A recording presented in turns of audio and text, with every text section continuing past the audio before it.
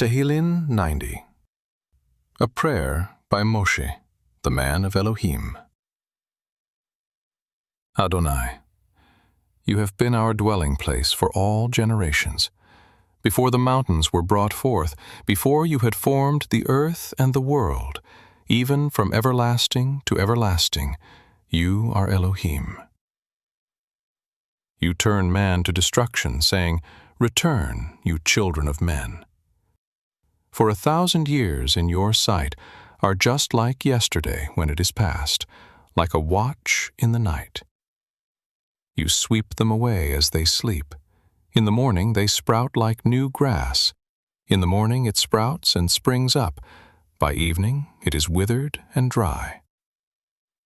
For we are consumed in your anger. We are troubled in your wrath.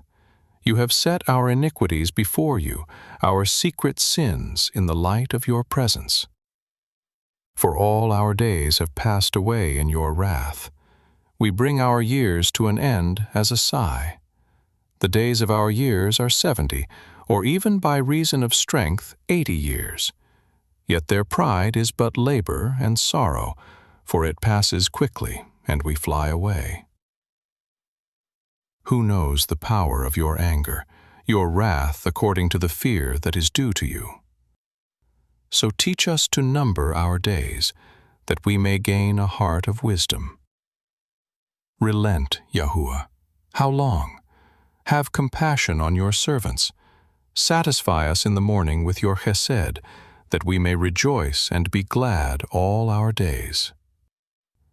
Make us glad for as many days as you have afflicted us, for as many years as we have seen evil. Let your work appear to your servants, your glory to their children. Let the favor of Adonai our Elohim be on us. Establish the work of our hands for us.